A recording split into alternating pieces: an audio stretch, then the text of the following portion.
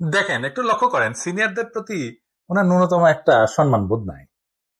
এখনই যে দলের মহা কিছু হয়ে গেছে, মঈন খানকে বক্তব্য দিতে থামাই দিল।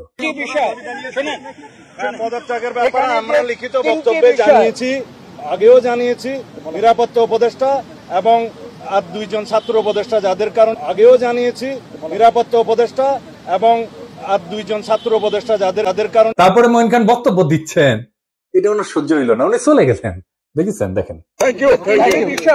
যে তিনটি বিষয় নিয়ে আমরা কথা বলেছি আপনারা শুনেছেন, সংস্কার, বিচার এবং নির্বাচন। আমরা স্পষ্ট ভাষায় বলেছি ওনার নিজের দলের সিনিয়রদের যিনি সম্মান দেন না, উনি দেশের সাধারণ মানুষকে সম্মান দিবেন কিভাবে? আবার ওনার বক্তব্যের টোন দেখেন, মনে ধমকে ধমকে কথা বলতেছেন। নিরাপত্তা উপদেষ্টা এবং আর দুইজন ছাত্র উপদেষ্টা যাদের কারণে এই সরকারের নিরপেক্ষতা ক্ষুণ্ণ হচ্ছে, তাদেরকে বাদ দেওয়ার জন্য আমরা আজকেও লিখিত বক্তব্য আমরা দিয়েছি। সেই আশ্বাস ওনারা দেখবেন, আমরা আমাদের বক্তব্য দিয়েছি। আবার পাশাপাশি আমির খসরু মাহমুদের বক্তব্য দেখেন, নম্র বিনয় ভাবে বলতেছেন, তাই না? দেখেন, আমি একটু বলি, এখন আমি একটু বলি মূলত সংস্কার এবং বিচার, নির্বাচন, এই তিনটার উপর আলোচনা হয়েছে। তো সালাউদ্দিন সাহেবের টোন দেখেন, আবার দেখেন। নিরাপত্তা উপদেষ্টা এবং আর দুইজন ছাত্র উপদেষ্টা যাদের কারণে এই সরকারের নিরপেক্ষতা ক্ষুণ্ণ হচ্ছে, তাদেরকে বাদ দেওয়ার জন্য আমরা আজকেও লিখিত বক্তব্য আমরা দিয়েছি। মনে হয় ধমকাইতেছেন, উনার ধমকানের কেউ তো দেহে, হ্যাঁ তো দে না।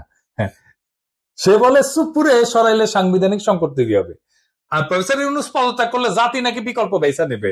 মানে সুপুর কোনো বিকল্প নাই, হাসিনার যেমন বিকল্প ছিল না, সুপুরও বিকল্প নাই। যাই হোক, এটা আওয়ামী লীগ বললে তো মানা যাইতো, এটা বিএনপি বলে যে সুপুর কোনো বিকল্প নাই। কোন লেভেলের ব্যাদবি দেখেন। সালাউদ্দিন সাহেবকে নিয়ে কয়টা প্রশ্ন উঠছে বলে, খুব গুরুতর প্রশ্ন, যেটার জবাব ওনারে দিতেই হবে, বিএনপি কেও দিতে হবে। কারণ বিএনপি ক্ষমতায় যাইতে চায়, সরকার গঠন করতে চায়, এবং বিএনপির মুখপাত্র সালাউদ্দিন সাহেব। আলাপ উঠিছে যে সালাউদ্দিন সাহেবের পোলা এস আলমের অফিসে বসতেছে, এই ব্যাপারে সালাউদ্দিন সাহেবের বক্তব্য কি, এস আলমের সাথে সালাউদ্দিন সাহেবের সম্পর্ক কি, এটা নিয়ে একটা ব্যাখ্যা দেশবাসী জানতে চাইতে পারে। সারা দেশে একটা ধারণা প্রবল, সালাউদ্দিন সাহেব শেখ হাসিনার ক্যাশিয়ার, দুর্বৃত্ত অলিগার্ক এস আলমকে, তার বাণিজ্যিক সাম্রাজ্যকে প্রোটেকশন দিতেছেন। সালাউদ্দিন সাহেবের স্পষ্ট বক্তব্য দেওয়া উচিত, বিএনপির স্পষ্ট বক্তব্য দেওয়া উচিত। সালাউদ্দিন সাহেব যখন ধরা পড়ছিলেন, ঘুম হয়েছিলেন যে বাসায়, ওইটা এস আলমের একজন কর্মচারীর বাসা ছিল। অদ্ভুত ব্যাপার না? ফিরে আসলেন, যে গাড়ি চললেন সেটাও একজন এস আলমের গাড়ি। সালাউদ্দিন সাহেব গুম কমিশনে জবানবন্দি দিচ্ছেন, এটা সত্য। গুম কমিশন একটা ফ্যাক্ট ফাইন্ডিং কমিশন, এখানে জবানবন্দি দিলে গুমের বিচার হবে না, গুমের বিচারের জন্য আন্তর্জাতিক অপরাধ ট্রাইব্যুনালে অভিযোগ দায়ের করতে হবে। সালাউদ্দিন সাহেব আন্তর্জাতিক অপরাধ ট্রাইব্যুনালে কোনো অভিযোগ জমা দেন নাই, আজকা পর্যন্ত জমা দেন নাই। এটা নিয়ে ইলিয়াস বলছিল, ইলিয়াসকে কি গালাগালি সবাই, ইলিয়াস তো ভুল বলে নাই। সালাউদ্দিন সাহেবের গুমের বিচার হোক, উনি ট্রাইব্যুনালে অভিযোগ দায়ের করেন, উনি কেন করেন নাই এখনো পর্যন্ত অভিযোগ দায়ের, এই প্রশ্ন ওনাকে করাই যায়, এবং রাজনৈতিক নেতা হিসেবে এটার জবাব ওনাকে দিতেই হবে। এবার আসি ওনার গুম হওয়ার পরের ঘটনা নিয়ে। ওনার গুমের বিষয় নিয়ে প্রশ্ন তুললে ইলিয়াস, তাসনিম খলিল লিখছে, বিএনপি নেতা সালাউদ্দিন আহমেদ র‍্যাবের হাতে বলপূর্বক অন্তর্ধানের শিকার হয়েছিলেন, ব্র্যাকেটে গুম। বিএসএফ এর মাধ্যমে তাকে বর্ডার ক্রস করে Indian national investigation agency NIA এর হাতে তুলে দেওয়া হয়। বাংলাদেশ এবং ইন্ডিয়ান রাষ্ট্রীয় বাহিনীর হাতে বলপূর্বক অন্তর্ধান এবং এক্সট্রাঅর্ডিনারি রেন্ডিশনের একজন সার্ভাইভারকে নিয়ে যারা কুৎসিত প্রোপাগান্ডা করছো, তাদের উপরে মজলুমের লানত। হ্যাঁ, ঠেলায় পড়লে নাকি বাঘের ধান খায়, আর পার্সিকুলার তাসনিম খলিল ঠেলায় পড়লে ইসলামী ভোকাবুলারি ইউজ করে লানত ইউজ করেছে, যার জন্য ইউজ করেছে তারে ধন্যবাদ।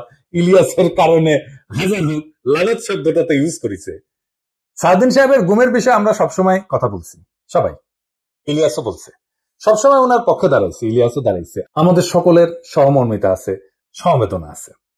কিন্তু গুম পরবর্তী সময় ওনার কিছু কাজকর্ম প্রশ্নের উদ্বেগ করছে, যার জবাব ওনাকে দিতে হবে, কারণ উনি পলিটিশিয়ান। যাই হোক, উনি গুম হয়েছেন, এটার কারণে ওনাকে কোনো ইনডেমনিটি দেওয়া তো সম্ভব না, সম্ভব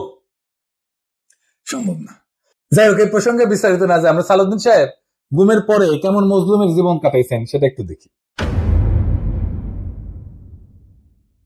এটা শিলং এর সানরাইজ গেস্ট হাউস, ওইখানে সালাউদ্দিন সাহেব ছিলেন, হ্যাঁ, পুরো সময়টাই। রিভিউ ভালো, ভালো প্রপার্টি, মাশাআল্লাহ। শিলং এ কেউ বেড়াইতে যেতে চাইলে থাকতে পারেন, দেখেছেন, দেখেন কি সুন্দর জায়গাপত্র, দেখেছেন, এখানে সব ব্যবস্থা ভালো। ভিতরে যেখানে সালাউদ্দিন সাহেব দর্শনার্থীদের লুঙ্গি পরে দেখা দিতেন, সেটার ছবিও আছে, মিলাই দেখে নিয়েন। অতি আনন্দময় সফরের নিশ্চয়তা দিলাম, বিফলে মূল্য ফেরত দেওয়া হবে। আমরা কলে এই সানরাইজ গেস্ট হাউস কোনো পয়সা করে দেয় নাই বিজ্ঞাপনের জন্য, ফ্রি করলাম আর কি। পরিবেশটা সুন্দর না, কোনো হয়েছে আছে হ্যাঁ নাই। এখানে কিন্তু পুরো সময়টাই কাটাইছে। উঠেছেন মে মাসের 2015 সালে। তার 2 মাস পরে ডেইলি স্টার এই রিপোর্টটা ছাপে তিনি কেমন আছেন। এটা একটা বিলাসবহুল গেস্ট হাউস, রিপোর্টেই কইছে 4টা বেডরুম, উনি 2টা রুম ভাড়া নিছিলেন, কিন্তু থাকতেন একাই। দেখেন রিপোর্টে বলা আছে, অন্তত এই রিপোর্টে তাই বলতেছে। কিচেন আছে, খুব চমৎকার ড্রয়িং রুম আছে, ফায়ার প্লেস আছে, সবুজ লন আছে, কিচেন সবুজ লন, এটা দেখে দেন। এইটা স্যার লাইব্রেরি আছে, বার আছে, তাতে মদ্য জাতীয় পানীয় আছে। সাদিক স্যার একা একা খেলেন, হাঙ্কেল এনে দিয়েছে, খাবেন না, কিছু করলাম নাইনি। তাইলে সাদিন স্যার একটা কথা কয়, যে সত্যেন্দ্রনাথ দত্ত আছে না, উনার মদিরা মঙ্গল নামে প্যারোডি আছে। ওই যে ডিএল রায় বঙ্গ আমার জননী, আমার ধাত্রী, আমার দেশ, একটা গান আছে না, ওইটা দিয়ে এটা প্যারোডি বানিয়েছিলেন, মদিরা মঙ্গল। উনি কইছিলেন মদ্য আমার, পানীয় আমার, শরাব আমার পেগ, কেন কোম্পানির নজর দিল গো, কেন হলো গো ডিউটি পেগ, মানে ডিউটি বেড়ে গেছিল। তো উনি মনের দুঃখে এই প্যারোডি লিখেছিলেন। তারপরে লিখেছেন নিরামিষে যকৃতটা শুধু বৈরাগী সম করেছে সে, রাগ্গি আমার, মাগ্গি আমার, ভাগ্যি আমার পেগ। হ্যাঁ, আপনাদের প্রিয় রথা মানে রবি ঠাকুর, মানে বিএনপির প্রিয়। তো রবি ঠাকুরের একটা গান বলি আর কি, আপনারা নাকি রবি ঠাকুরের গানকে জাতীয় সঙ্গীত বানাইতে পারি আর কৃতজ্ঞ, সেজন্য ওনার একটা না বললে কেনকা করে হয়। মানে সেরকম সভা এটা লেখা আছে। ওরা অক্ষয় বলে একজন চরিত্র আছে, ওই গাইতেছে, ওই গাইছে কি জানেন, অভয় দাও তো বলি আমার উইস্কি, মানে ইচ্ছা, অভয় দাও তো বলি আমার উইস্কি, 100 টাকা সোডার জলে বাকি 3 পোয়া হুইস্কি। হ্যাঁ, আমাকে না একবার খায় না 100 টাকা সোডার জলে বাকি 3 পোয়া হুইস্কি খাওয়ায়, এটা আমার উইশ থাকলো আপনার কাছে। পুরা বাংলাটা নিজে তো ভাড়া করেছিলেন, তো বাংলাদেশি টাকায় কত, 1.5 লাখ টাকা মাসে। আমার একজন পার্সোনাল অ্যাসিস্ট্যান্ট ছিল, ম্যানেজার ছিল, 2জন কেয়ারটেকার ছিল, 2জন মালি ছিল, একটা হাইলি সিকিউরিড এরিয়া, কাছেই এয়ারফোর্সের অফিস, আর কয়েছে একটা গোয়েন্দা সংস্থার অফিস। আমরা ধারণা করি এটা রয়্যাল অফিস। কে রাখলো ওখানে ওনাকে? উনি অনুপ্রবেশের দায় গ্রেপ্তার হয়েছিলেন। উনি তো চাকরি করতেন না ইন্ডিয়াতে, উনি ইন্ডিয়াতে রাজনৈতিক আশ্রয় পান নাই। ওনার এই সুপার ফ্যাবুলাস লাইফস্টাইলের টাকা কে দিছে? টাকা কে দিছে? উনি আয় করেন নাই, তাহলে টাকা কি বাংলাদেশ থেকে পাঠানো হয়েছে হুন্ডি করিয়া? হুন্ডি আপনি করতে পারেন, এটা অর্থ পাচার না? এইগুলো লেজিট এবং বৈধ প্রশ্ন। আপনারা বলতে হবে টাকাটা কে দিছিল, কেঙ্কা করে গেছিল। এইবার একটা চমক, বিশাল চমক, সিট বেল্ট বাইন্ধে নেন, যা দেখবেন তাতে অজ্ঞান হয়ে পড়ে যেতে পারেন সিট থেকে। কি সেই চমক? সাদিন সাহেবের সঙ্গে দেখা করতে গেছে কিছু লোক ওই শিলং এর বাংলোতে। তার মধ্যে ছবিতে ডাইন পেশে গালে হাত দিয়া বসে আছে ব্যক্তিটা কে? ব্যক্তিটা গুরুত্বপূর্ণ, কারণ সালাউদ্দিন সাহেবের সাথে সকল মিটিং এ তার উপস্থিতি দেখা যায়। সে ঠিক ওই একই চেয়ারে বসে।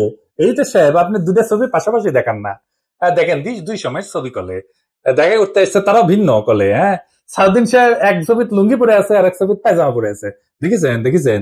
কিন্তু ওই বান্দা ঠিকই একই আছে ওই চেয়ারে।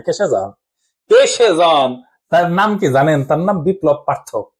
চট্টগ্রামে তাকে সবাই চেনে আওয়ামী লীগের একজন লেসপেন্সার, আওয়ামী লীগের একজন কর্মী এবং ভারতীয় এজেন্ট হিসেবে। আওয়ামী লীগের 15 বছর পুরোটা সময় দাপটের সাথে জীবনযাপন করে গেছেন। ছিলেন চট্টগ্রাম মহানগর আওয়ামী লীগের সাধারণ সম্পাদক আজম নাসির উদ্দিনের অন্যতম ডাইন হাত। আজম নাসিরের অনলাইনে একটা পোর্টাল ছিল, তার নাম ছিল জয় নিউজ। জয় নিউজের সাংবাদিক হিসেবে দীর্ঘদিন কাজ করেছিল এই বিপ্লব পার্থ, মাশাআল্লাহ। কিন্তু এইসব পরিচয়ের বাইরেও তার একটা বড় পরিচয় আছে।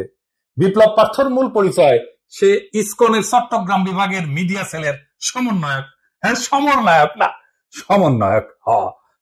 এটা আবার গৌরবে ফেসবুকে ঘোষণা দিয়ে প্রচার করেছিল সে।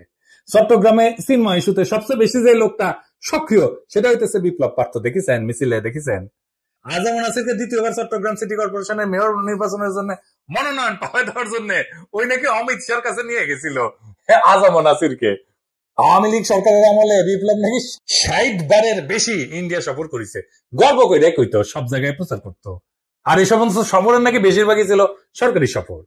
তার পাসপোর্ট যাচাই করা হোক, তার প্রমাণ মিলবে। ইমিগ্রেশনে খোঁজ নেন, দেখেন কয়বার গেছিল। এটা পুলিশের কাজ, গোয়েন্দা সংস্থার কাজ। কেন একজন ব্যক্তি এতবার ভারত সফরে গেল, সেটা নিশ্চয়ই কারণ আছে। অনুসন্ধান করে রহস্য উদ্ধার করা হোক। এতদিন আওয়ামী লীগ হইলেও, এত সাজলেও আওয়ামী লীগ ছিল, 5ই আগস্টের পর হঠাৎ করে রূপ বদল করে বিএনপি হয়ে গেছে, সব প্রোগ্রামে যায় বিএনপি। একসময় সাংবাদিকতা করলে এখন পুরোপুরি বেকার করে, কাজ করে না। তো শোনা যায় আর কি যে ওক নাকি রয় ঢুকাইছে বিএনপির মধ্যে এবং বিএনপির সমস্ত তথ্য ভারতে পাচার করার জন্য।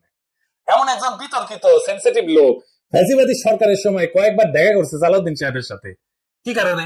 সালাউদ্দিন সাহেবকে তো কইতে হবে কেন সে সব মিটিং এ থাকে।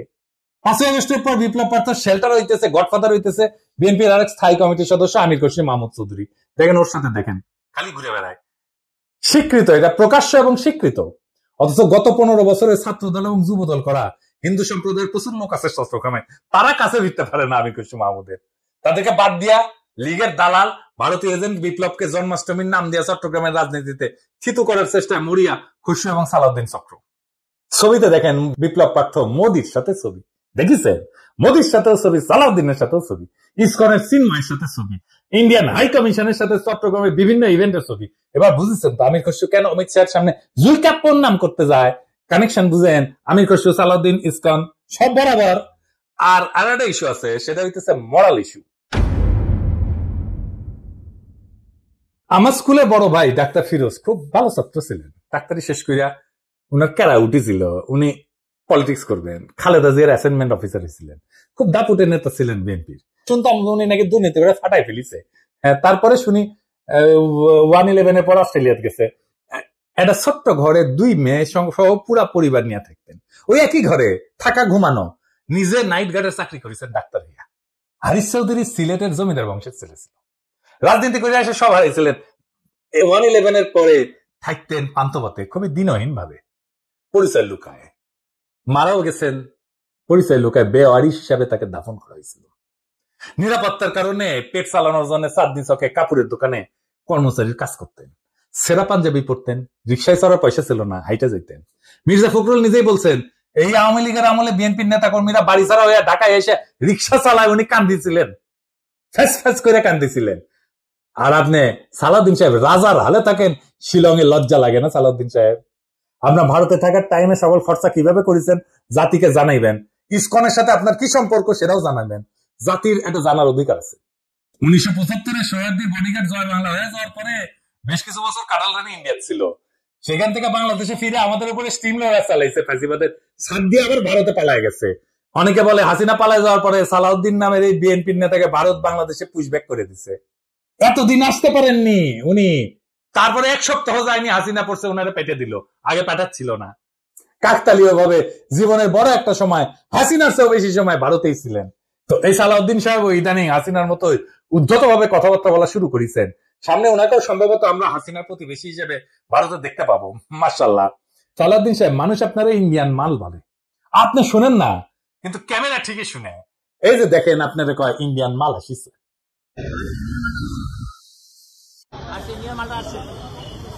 একজন নেতার চেহারা, পোশাক, স্টাইল, ফ্যাশন এই সমস্ত ইতিহাসের পাতায় জায়গা করে নেয় না। ইতিহাস মনে রাখে নেতৃত্বের সততা, আত্মত্যাগের পরিমাণ, আর সেই নেতার অবস্থান দুর্দিনে কোথায় ছিল। সালাউদ্দিন আহমেদ নিঃসন্দেহে গুমের শিকার হয়েছিলেন, সেই সময় দেশবাসী তার জন্য কাঁদছে। কিন্তু একজন মজলুম যখন বিলাসের চাদরে নিজেকে মুড়ায় ফেলেন, যখন নিজের গুমের বিচার আন্তর্জাতিকভাবে দাবি না কইরা তার রাজনৈতিক মূলধন বানায় ফেলেন, তখন প্রশ্ন ওঠেই, এবং এই প্রশ্ন তার ব্যক্তিগত না, সমগ্র বিরোধী দলের নৈতিক ভিত্তির উপরে আঘাত আনে।